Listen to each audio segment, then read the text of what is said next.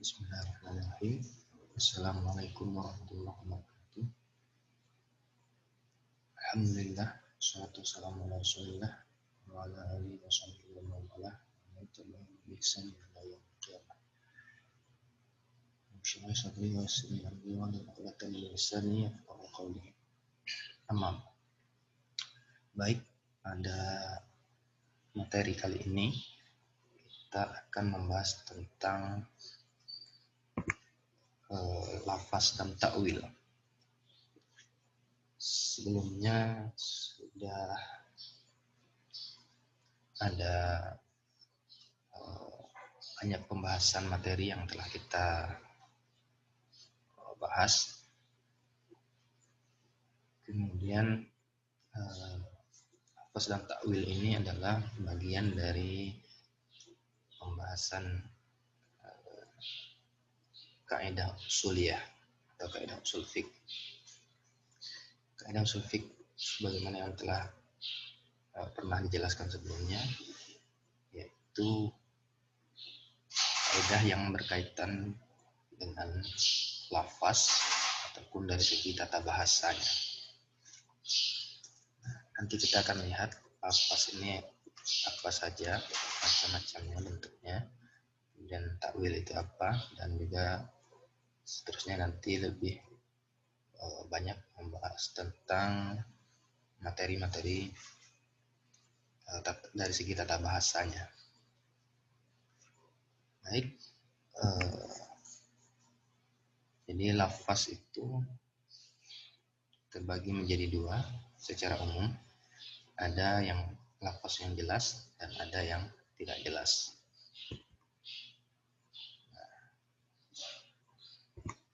Lafaz itu adalah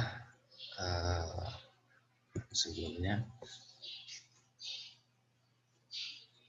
secara sederhana lafaz itu adalah kata atau kalimat.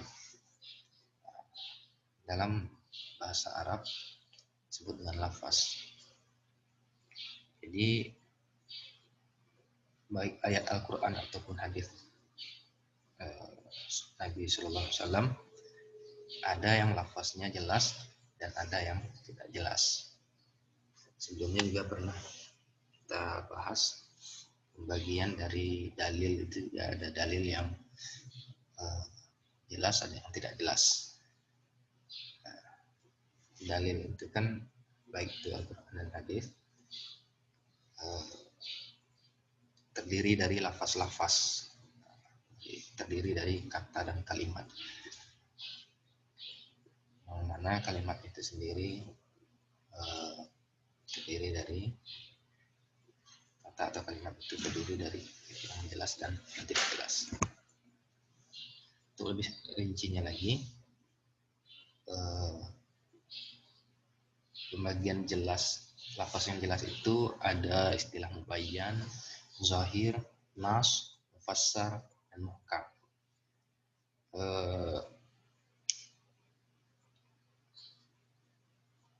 Semuanya ini adalah lafaz yang jelas. Cuman pembagiannya ini ada tingkatan-tingkatannya. Ini yang jelas semua lafaz yang jelas ini tidak membutuhkan tafsir dan takwil. Apa itu nanti tafsir dan takwil nanti kita jelaskan. Pada intinya baik mubayyan, zahir, nas, mufassar ataupun muhkam ini adalah lafaz, termasuk lafaz yang jelas. Perbedaannya lebih kepada level tingkatannya saja. Mubayyan ini adalah lafaz yang jelas secara umum. Kemudian tingkatannya itu ada zahir, yang lafaznya itu jelas secara zahir, secara kalau bahasa Indonesianya itu secara lahir. Zahir, lahir dan batin, itu zahir dan batin. Kemudian ada juga nas itu lebih jelas lagi daripada tingkatannya daripada zahir. Kemudian mufassar ini lebih tinggi lagi daripada zahir dan nas, tingkat kejelasannya. Yang paling jelas itu, yang paling tinggi tingkatannya adalah muhkam. Nah, kemudian ada lafaz yang tidak jelas, terdiri dari pembagiannya berdasarkan level tingkatan tidak jelasannya. Ada mubham, ada khafi, muskil, mujmal, dan mutasyabih. Nah, untuk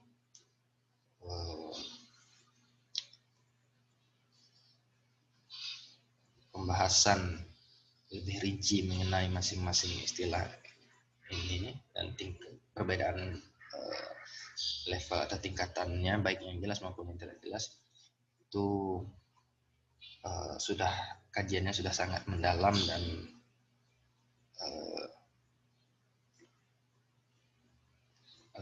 sudah cukup paham dengan atau ahli dalam bidang usul fiqh dan juga bahasa Arab. Nah, kalau untuk dasarnya yang jelas itu tadi intinya secara umum pembagian lafaz itu ada terbagi menjadi dua, yaitu jelas dan yang tidak jelas. Mubham itu tidak jelas secara umum, kemudian tingkatannya yang paling rendah itu khafi, itu samar-samar. Kemudian muskil itu ada yang lebih tinggi lagi tingkat kesamaran atau tidak jelasnya daripada khafi. Di atas itu ada mujmal yang sifatnya global ataupun umum, sehingga maknanya bisa memiliki banyak makna, sehingga tidak jelas makna mana yang sesungguhnya. Namun semua maknanya itu nanti bisa digunakan, namun dampaknya nanti akan menyebabkan terjadinya perbedaan hukum.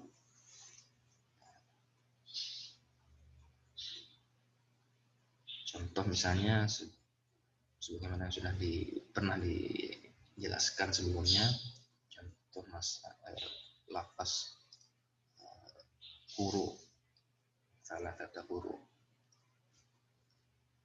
itu termasuk yang tidak jelas. Apakah tingkatannya mubham, khafi, muskil, mujmal, atau mutasyabih, itu perlu kajian lebih lanjut. Tapi yang jelas dia maknanya lebih dari satu. Jika maknanya lebih dari satu atau tidak tunggal, ada makna lain yang bisa diartikan di situ, maka misalnya dia masuk kategori mujmal. Huruf itu bisa diartikan haid, bisa diartikan suci.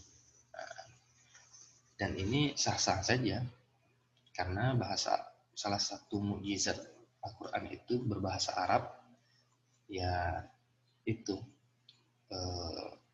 mukjizatnya satu kata atau satu lafaz dalam bahasa Arab itu bisa memiliki banyak makna, lebih dari satu makna. Bahkan ada yang sampai belasan dan puluhan maknanya dari satu kata tersebut.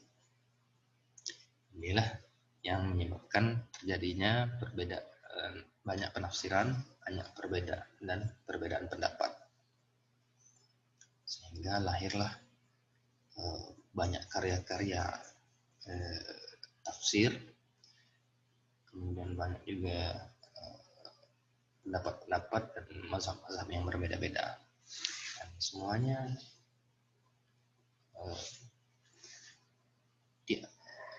sah-sah saja, boleh-boleh saja, selama masih dalam koridor dan diakui serta memenuhi syarat dan ketentuannya. Jadi lafaz yang tidak jelas ini butuh kepada tafsir dan takwil. Contoh untuk lafaz yang jelas misalnya innallaha ala kulli syai'in qadir. Nah, itu sudah jelas. Sebenarnya Allah Maha menguasai atas segala sesuatu. Itu jelas itu. Apakah katanya mubayyan, zahir, mas, mufassar atau muhkam, intinya dia termasuk lafaz yang sangat jelas, tidak butuh kepada tafsir atau takwil yang memiliki makna lain. Atau misalnya ayat Allahu sami'un alim, Allah maha mendengar dan maha mengetahui. Atau misalnya qul huwallahu ahad, Allah itu, katakanlah Allah itu dia adalah Allah yang maha esa, atau yang satu, yang tunggal. Itu lafaz yang jelas dan tidak butuh pada makna yang lain. Sedangkan lafaz yang tidak jelas itu seperti tadi contohnya lafaz huruf misalnya, ataupun juga contoh-contoh yang lain sangat banyak sekali. Pernah juga kita jelaskan sebelumnya, lafaz dalam ayat itu aula mastumun nisa, atau ada yang bacanya aula mastumun nisa, bersentuhan laki-laki dan perempuan, itu butuh pada penafsiran dan penjelasan akan takwil. Sentuhan yang bagaimana, apakah sentuh, ada yang berpendapat sentuhan biasa saja membatalkan wudu, ada yang sentuhan biasa saja tidak membatalkan wudu, ada yang berpendapat sentuhannya menimbulkan hawa nafsu, dan ada juga yang berpendapat sentuhan di sana maksudnya adalah hubungan laki-laki dan perempuan. Nah, banyak makna dan tafsiran ataupun penjelasan tadi melahirkanlah perbedaan hukum yang berdampak pada perbedaan pendapat. Itu sekilas tentang lafaz zahir, lafaz jelas dan yang tidak jelas. Kemudian kita masuk kepada takwil. Takwil ini pembagiannya ada dua, yaitu qarib dan ba'id. Qarib itu dekat, ba'id itu jauh. Jadi takwil itu ada yang dekat, ada yang jauh. Secara umum, sederhananya takwil itu bermakna memalingkan, suatu makna kepada makna yang lain, baik itu makna yang dekat ataupun makna yang jauh.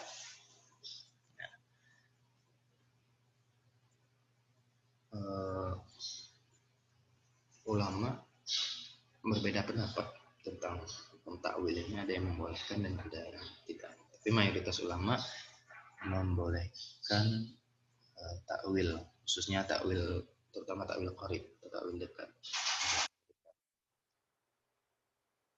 Dan untuk takwil ba'id atau yang maknanya jauh, itu ulama terjadi berbeda pendapat lagi. Ada yang mengatakan sahih atau mengakuinya, dan ada juga yang tidak. Nah,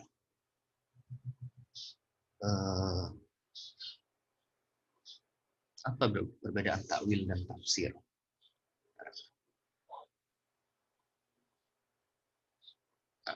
Ada ulama yang berpendapat bahwasanya takwil dan tafsir itu maknanya sama. Jadi satu artinya yaitu sama-sama menjelaskan makna dari lafaz ayat Al-Quran ataupun hadis. Namun ada ulama lain berpendapat bahwa takwil itu berbeda dengan tafsir. jika tafsir itu sifatnya lebih umum dan lebih luas daripada takwil. Jadi takwil itu bagian dari tafsir. Di mana letak titik perbedaannya? Tafsir ini adalah penjelasan makna dari lafaz ayat Al-Quran dan hadis, di mana penjelasan maknanya tersebut masih dalam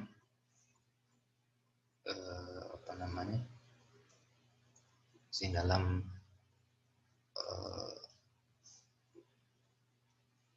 jangkauan makna atau kata, tidak jauh dari makna dari kata yang sebenarnya tersebut. Dia sifatnya hanya menjelaskan saja. Hal inilah yang banyak digunakan oleh para ulama ahli tafsir dalam menafsirkan ayat-ayat Al-Quran dan hadis.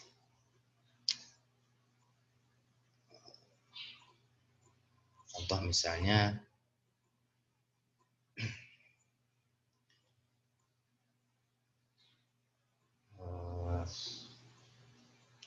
Ar-Rahman Ar-Rahim. Bismillahirrahmanirrahim. Ada kata Ar-Rahman Ar-Rahim. Nah, kalau dalam tafsir itu Ar-Rahman dan Ar-Rahim itu diartikan Maha Pengasih lagi Maha Penyayang. Ulama menjelaskan atau menafsirkan kata Ar-Rahman itu ada yang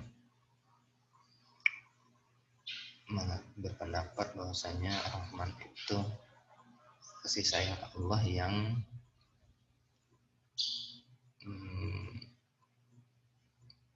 mencakup atau melingkupi semua makhluk, baik itu hewan, tumbuhan, manusia, baik yang beriman maupun yang tidak beriman.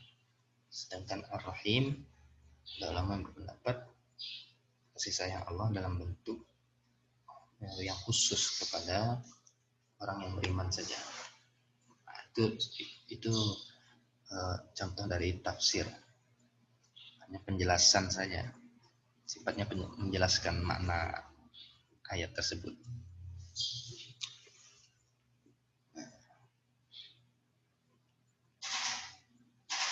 Kemudian kalau takwil itu lebih khusus lagi, dia memalingkan kepada makna yang bukan makna yang sebenarnya atau bukan makna yang dekat.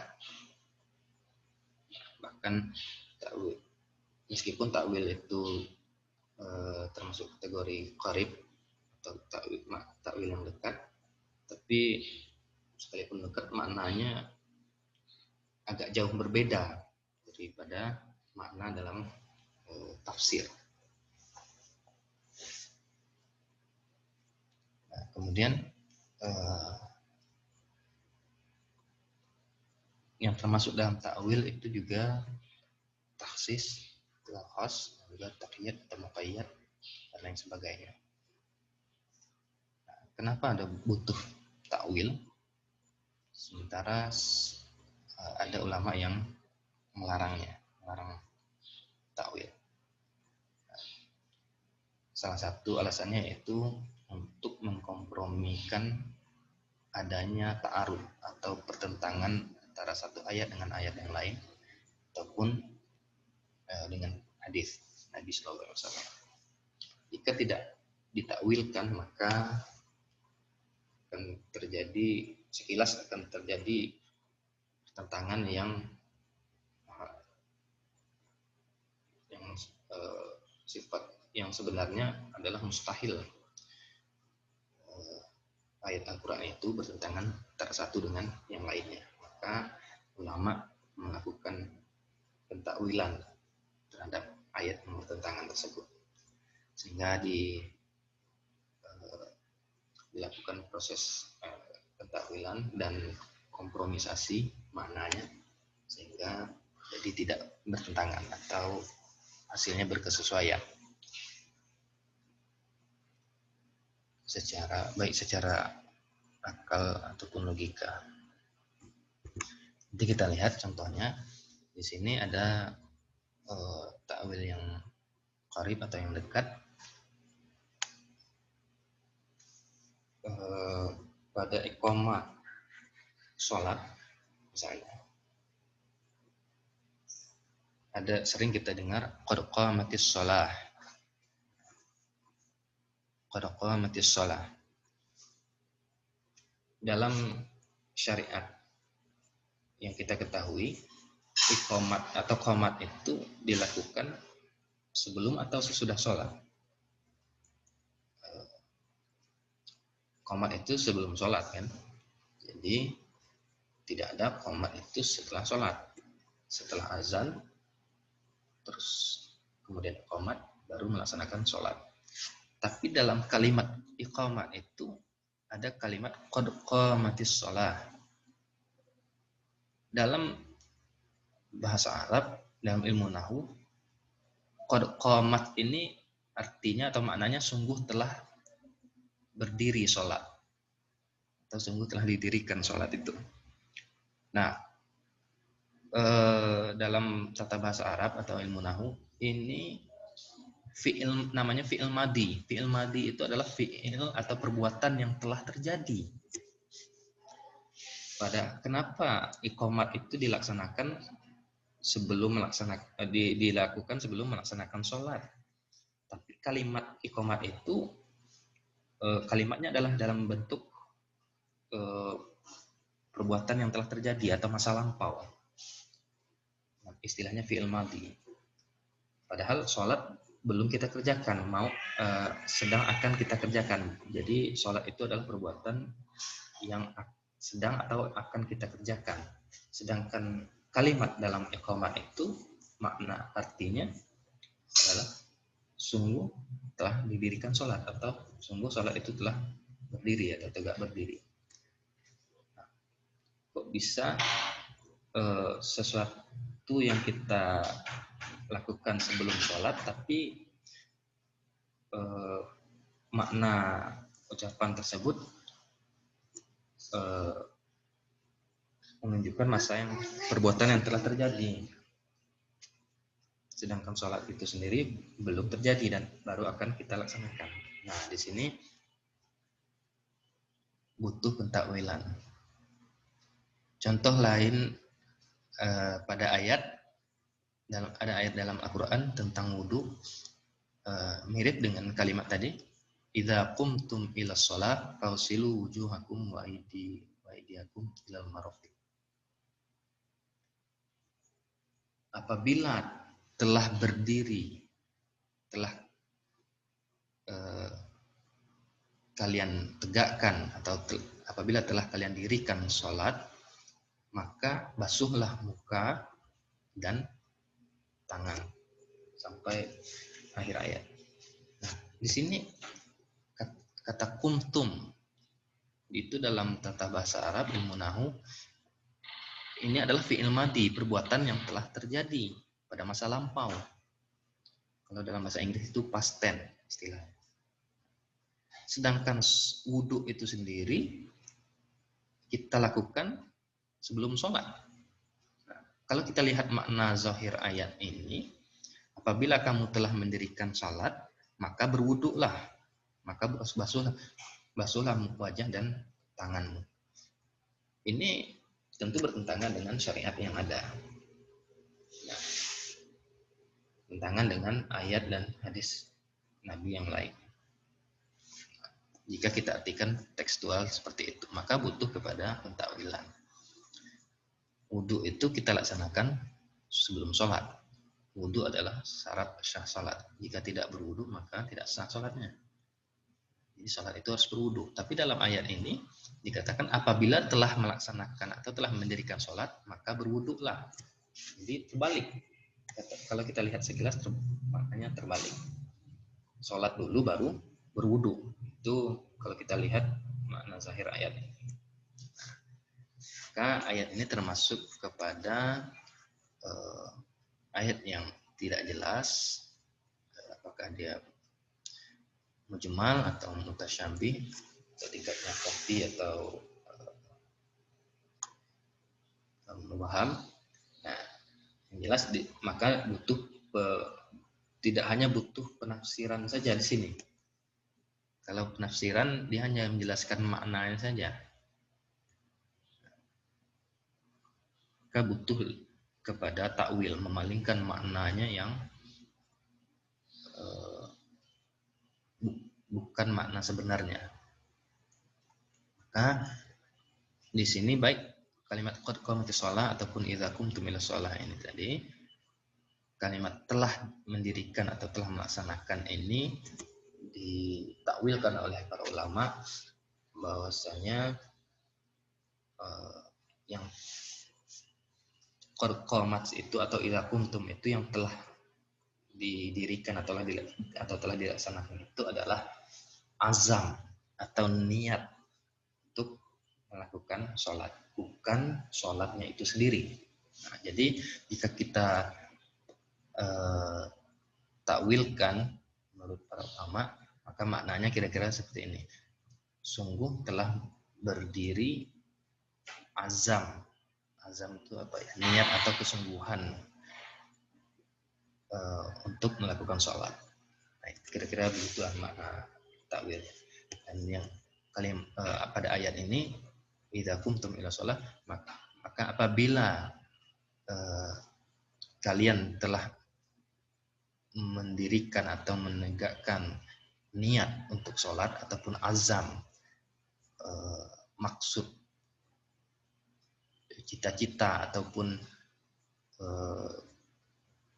kesungguhan untuk sholat, maka basuhlah muka, wajah, dan tangan dan sebagainya sampai akhir ayat. Maka berwudulah. Jadi bukan sholatnya yang telah didirikan, tapi adalah niatnya atau cita-cita untuk melaksanakan sholat itu yang telah dalam perbuatan dalam bentuk perbuatan masa lampau atau yang telah terjadi.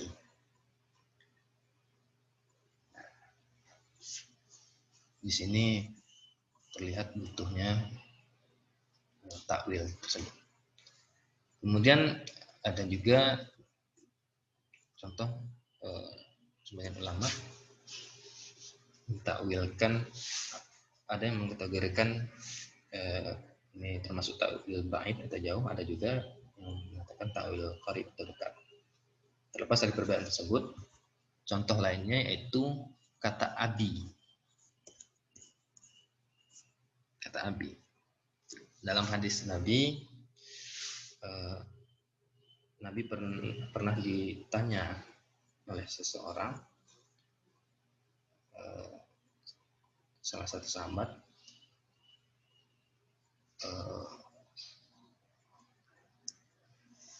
yang ayahnya meninggal di dalam keadaan tidak beriman,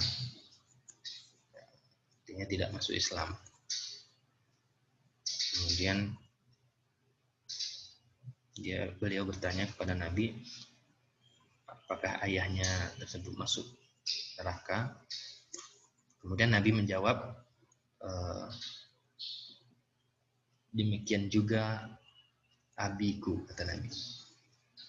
Kira-kira maknanya seperti itu. Nabi menyebutkan abi atau ayah saya juga demikian halnya. Maksudnya masuk neraka juga atau meninggal dalam keadaan tidak beriman. Nah, namun ulama di sini melakukan takwil bahwasanya Nabi di sana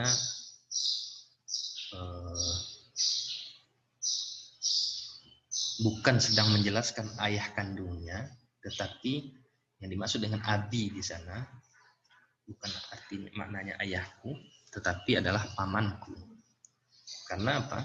Karena dalam bahasa Arab dan dalam tradisi kebiasaan orang Arab, paman itu juga biasa dan bisa dipanggil dengan panggilan abi. Jadi abi itu bukan maknanya tidak hanya digunakan untuk ayah, tapi juga bisa untuk paman bagi orang Arab. Nah, Nabi menggunakan kata abi. Jadi yang dimaksud oleh para ulama di sana mentakwilkan, jadi yang dimaksud Nabi di sana bukan ayah kandungnya, melainkan pamannya yang kita tahu. Kalau kita tahu bahwa salah satu paman Nabi sampai titik terakhirnya meninggalnya tidak masuk Islam, tidak mengucapkan kalimat syahadat. Kita tidak beriman, meskipun beliau semasa hidupnya sangat membela dan melindungi Nabi, sayapnya Nabi SAW. Nah, adapun ayah kandung ataupun ibu kandung Nabi Muhammad SAW, orang tua kandung Nabi Muhammad SAW, terlepas dari perbedaan pendapat ulama, meskipun ada ulama yang berpendapat orang tua Nabi masuk neraka, tidak meninggal dalam keadaan tidak beriman, namun pendapat ini ditentang oleh mayoritas ulama karena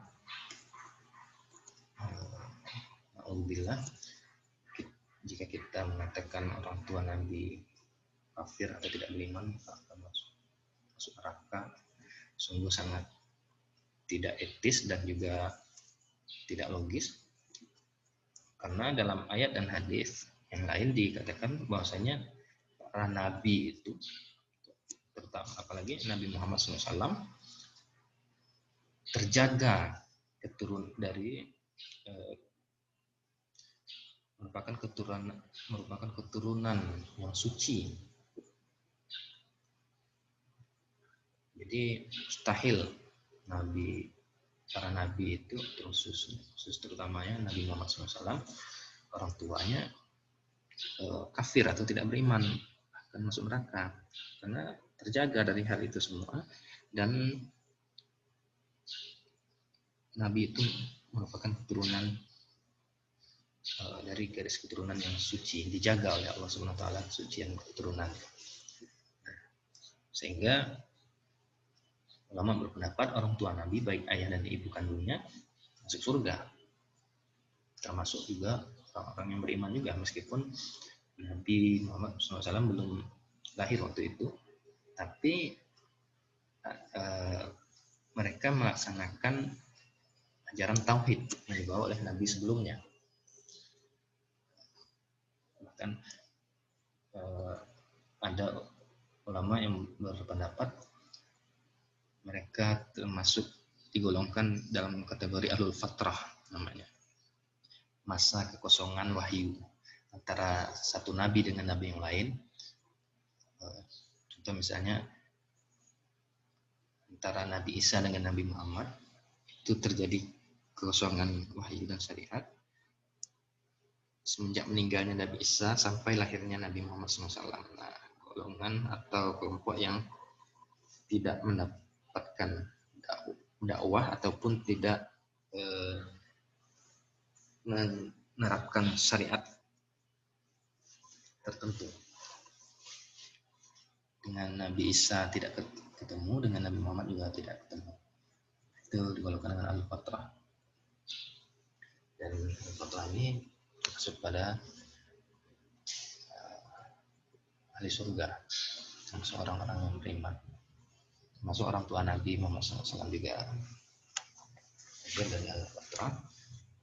Dan mereka tetap menjaga kemurnian dan kesucian keturunannya serta kemurnian ajaran tauhid, meskipun tidak menerapkan suatu syariat tertentu. Baru setelah diangkatnya Nabi Muhammad menjadi Rasul, barulah berlaku syariat yang dibawa oleh Nabi Muhammad SAW, syariat Islam. Pada dasarnya semua agama yang dibawa oleh Nabi, dari baik Nabi yang pertama, Nabi Adam, sampai Nabi Muhammad SAW, Nabi terakhir penutup, itu pada dasarnya adalah agama Islam semuanya, mengajarkan pada tauhid. Namun terjadi penyimpangan-penyimpangan kemudian dimurnikan lagi oleh setiap nabi yang diutus sampai nabi terakhir yaitu Nabi Muhammad SAW. Jadi Nabi Muhammad SAW itu tidak membawa satu agama yang baru sebenarnya, ataupun juga tidak membawa satu syariat yang benar-benar baru. Nabi Muhammad SAW pada dasarnya membawa atau melengkapi, menyempurnakan syariat-syariat yang telah dibawa oleh para nabi dan para rasul sebelum beliau.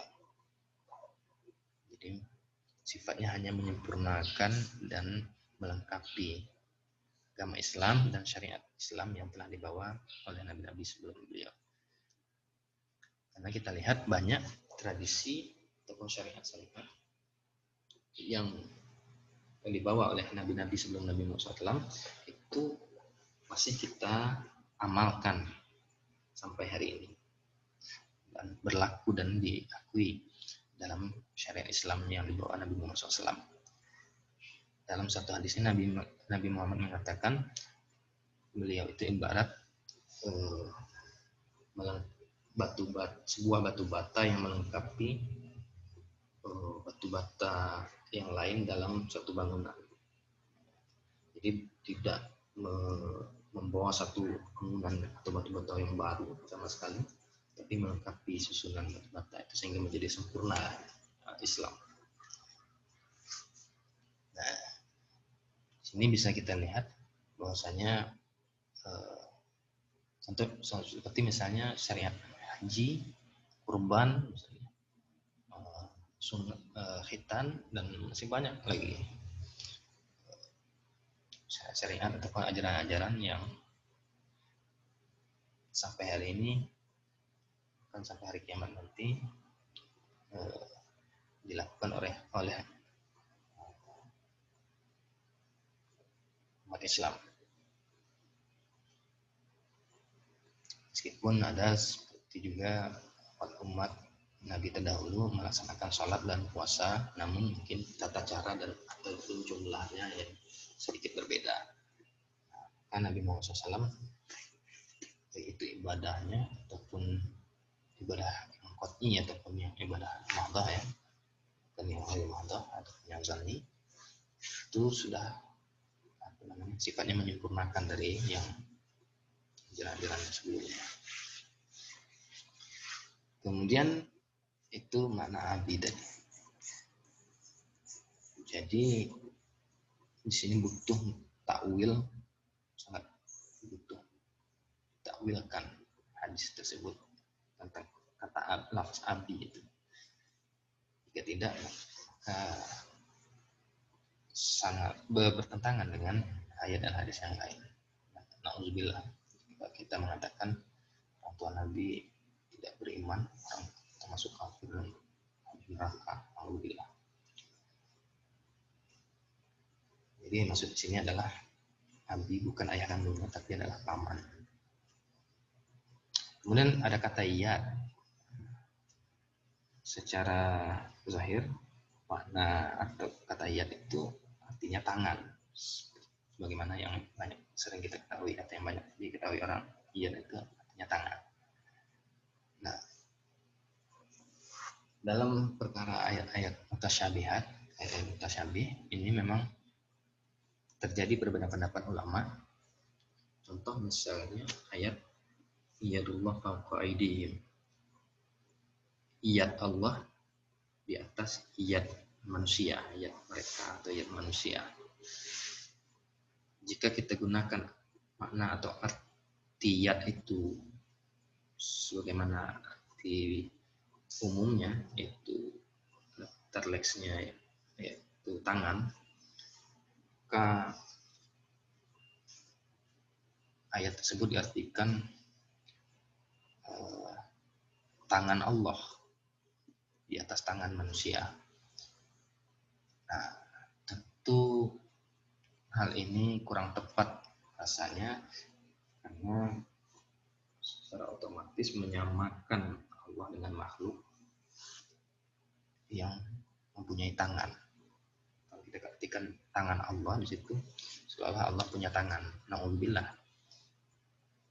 Dalam ayat lain dikatakan laisa kamitslihi syai'. Allah itu tidak sama dengan segala sesuatu apapun. Allah itu adalah Khalik, sang pencipta, berbeda dari makhluk. Semua makhluk, apapun sifat makhluk, bentuk makhluk itu tidak ada yang menyerupai atau menyamai Allah Subhanahu wa taala. Maka untuk mensucikan Allah, menjaga tauhid, maka ulama mentakwilkan ayat tersebut. Meskipun dalam hal ayat ini terjadi perbedaan pendapat ulama. Para ulama salaf, kalangan sahabat dulu dan tabi'in, ketika membaca ayat ini tidak sebagian besar tidak menafsirkan dan juga tidak menakwilkan. Mereka hanya membaca saja, maknanya dilewatkan saja, tidak perlu dibahas dan dikaji, apalagi diperdebatkan. Karena hal ini, ayat ini termasuk ayat yang mutasyabih, ayat mutasyabihat, sangat samar, sangat tidak jelas, dan hanya Allah yang tahu makna yang sebenarnya. Namun sikap ulama salaf ini dari kalangan sahabat dan tabi'in melakukan hal tersebut karena takut memberikan makna di situ terhadap kata yad di situ, yadullah, takut nanti tergelincir menyamakan Allah dengan makhluknya. Kemudian ada juga kelompok yang berpendapat mengartikan ayat di situ letterlek saja, tekstual, sesuai dengan makna zahir atau makna aslinya. Yaitu yad itu artinya tangan, maka diartikan tangan Allah, yadullah, tangan Allah. Nah, ini dikenal dengan kelompok mujassimah. Kelompok yang berpendapat Allah itu memiliki tangan, memiliki mata, memiliki seperti makhluk, menempati tempat, kemudian dan lain sebagainya. Namun hal ini sangat bertentangan dan dengan ayat-ayat dan hadis yang lain mengatakan bahwasanya Allah itu tidak sama dengan satupun. Allah juga tidak butuh atau tidak bergantung pada sesuatu apapun. Allah samad, lam yalid wa lam yulad wa lam yakul lahu kufuwan ahad. Allah tidak ada yang dapat menandingi Allah, tidak ada yang menyerupai Allah. Allah tidak bergantung kepada apapun. Tidak bergantung juga pada makhluk dan juga tempat. Tempat itu juga termasuk makhluk. Karena yang menempati tempat itu adalah makhluk. Hal ini menjadi perdebatan yang cukup sengit bahkan sampai hari ini. Meskipun hal ini adalah permasalahan klasik sebenarnya, sudah pernah diperdebatkan oleh para ulama terdahulu. Kemudian ada juga kelompok yang berpendapat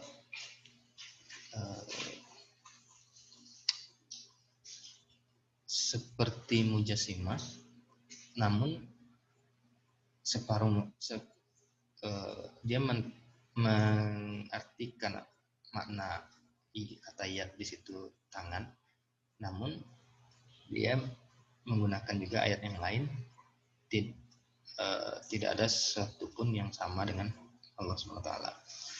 Jadi kita tetap mengartikan tangan Allah, tapi tangan Allah itu berbeda dari tangan makhluk. Kemudian bagaimana bentuk tangan Allah? Wallahu alam, kita tidak tahu. Nah, begitu menurut pendapat tersebut. Namun hal ini juga sangat riskan dan rawan tergelincir pada tasbih atau penyerupaan Allah dengan makhluk. Yang namanya punya tangan itu berarti makhluk. Walaupun bentuknya berbeda ataupun kita tidak tahu bentuknya bagaimana, itu terjadi seperti yang sebelumnya tadi. Yang jelas-jelas mengatakan bahwa itu punya tangannya seperti tangan yang kita tahu, tangan makhluk misalnya. Nah, itu sangat jelas-jelas melenceng. Namun pendapat yang ini 50-50 dia. Separuh mengambil makna tekstualnya yaitu tangan, namun tangannya berbeda dari tangan makhluk. Bagaimana bentuknya tidak tahu. Nah, ini masih agak rancu juga pemahaman seperti ini. Maka ulama berusaha untuk mentakwilkan ayat ini, memalingkan maknanya, yaitu makna ayat di situ bukan tangan, tapi adalah kekuasaan.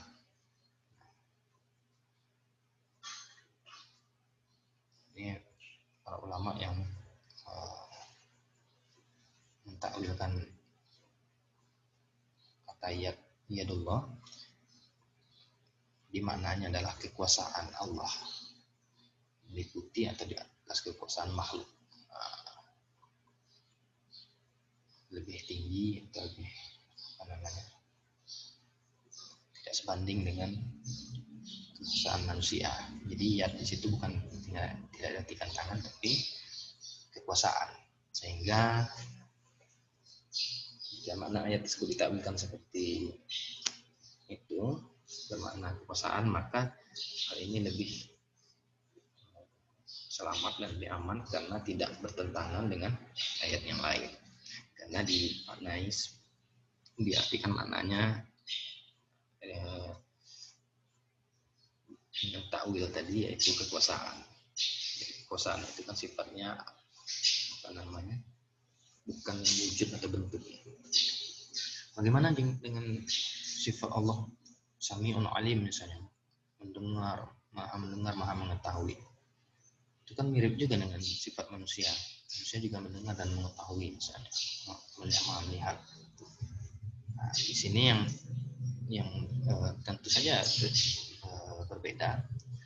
Kalau manusia itu mendengar, melihat, mengetahui biasa saja.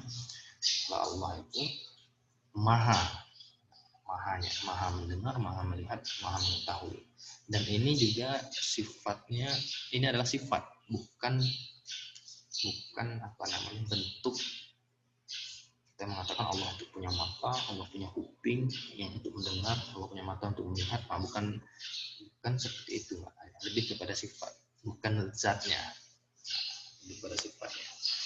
Maka para ulama mengatakan tafakkaru fi sifatillah wa fi khalqillah wa la tafakkaru fi dzatillah. Jangan kira-kira maknanya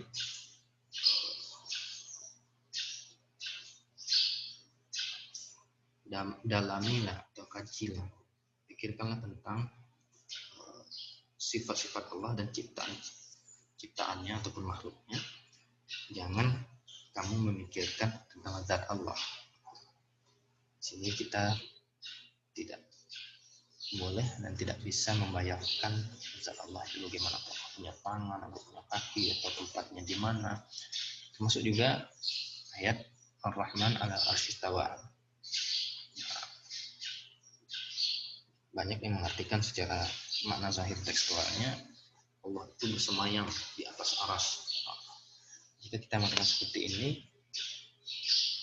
seolah-olah Allah itu menempati tempatnya di mana, di atas, di atas, yaitu di aras. Seolah Allah ini menempati tempat dan seperti makhluk, karena makhluk yang butuh kepada tempat, sedangkan Allah tidak butuh kepada tempat. Tempat itu termasuk makhluk, tempat dan arah, kiri, kanan, atas, bawah, kemudian di aras, di kursi, di atas kursi misalnya, itu termasuk juga ayat kursi ya. Allah kursiullah, maksudnya kursi samawati wal ardh. Seolah Allah duduk di atas kursi seperti makhluk, jatuhnya menyerupai makhluk duduk di atas kursi atau bersemayam tinggal di aras, di atas aras. Jika kita mengatakan ayat tersebut seperti itu, maka banyak ayat dan hadis yang lain yang bertentangan dengan pemaknaan seperti itu. Maka para ulama mentakwilkan ayat-ayat mutasyabihat tersebut, kursi itu misalnya dengan kekuasaan. Kemudian Rahman alal arsy istawa, itu Rahman itu kasih sayang ataupun kekuasaannya meliputi seluruh aras. Jadi bukan bertempat atau tinggal bersemayam di atas aras. Nah, seperti itu fisik ataupun zatnya. Jika menempati tempat itu sama atau menyerupai dengan makhluk yang lebih, Allah Maha Suci dari segala penyerupaan atau penyamaan dengan makhluk. Nah, di sini yang harus sangat hati-hati. Ini juga berkaitan dengan masalah akidah dan termasuk pembahasan ilmu kalam juga. Kalau takwil dalam ilmu kalam lebih kepada ayat-ayat mutasyabihat yang seperti tadi, sedangkan takwil dalam hukum Islam, fikih dan usul fikih itu lebih kepada ayat-ayat yang berkaitan dengan hukum seperti yang sudah kita jelaskan tadi.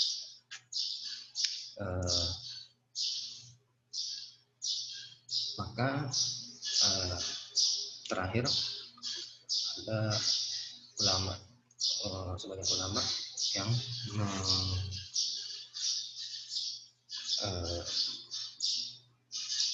melakukan takwil meskipun para nabi dan sahabat tidak melakukan takwil. Namun ada juga para sebagian ulama yang tidak mau membahas hal tersebut. Cukup dibaca saja, maknanya diserahkan kepada Allah SWT. Nah, munculnya atau perlunya pentakwilan karena munculnya pendapat kelompok yang pendapat seperti Mu'tazilah ataupun yang menyerupai Mu'tazilah tadi, sehingga perlu dikonter,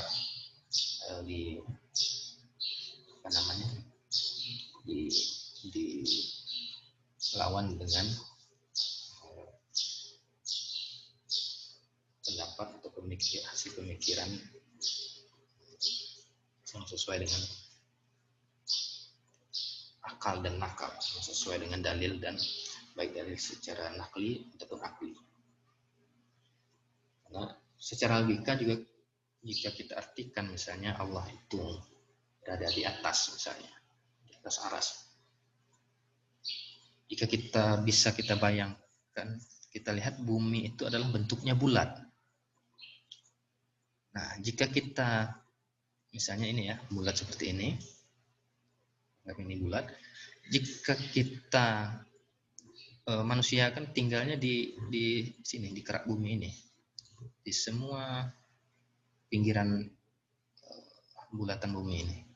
Nah, jika kita mengatakan Allah berada di atas, maka manusia yang ada di sini dia akan menunjuk ke atas, maka atasnya adalah ke arah sini. Sedangkan manusia yang tinggal di sisi lain bumi, dia akan menunjuk arah atasnya ke sini. Begitu juga yang sini arah atasnya ke sini, dan sini arah atasnya ke sini. Maka terjadi ketidakjelasan dan kesimpang siuran. Jadi yang atas yang mana yang dimaksud di situ? Jika kita mengartikan secara tekstual, mana seperti ayat tadi itu. Maka hal ini terjadi kerancuan dan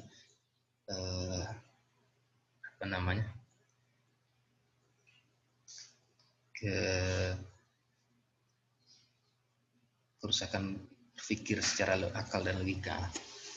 Kemudian juga dalam ayat dan hadis yang lain juga ada disebutkan Allah itu turun ke langit dunia, nazala atau anzala atau tanazala. Tur diartikan dengan mana turun fisik atau zat Allah itu benar-benar turun seperti makhluk yaitu. Alhamdulillah. Jika kita mengartikan seperti itu, Allah turun ke langit ke langit dunia atau dari langit turun ke bumi di sepertiga malam. Jika kita gunakan akal logika kita, maka bumi yang bentuknya bulat tadi dan terbukti secara ilmiah ya, bukan datar ya, bumi flat earth apa istilahnya itu. Jadi maka terjadi pergantian waktu siang dan malam. Ketika di Indonesia sepertiga malam di Indonesia, kemudian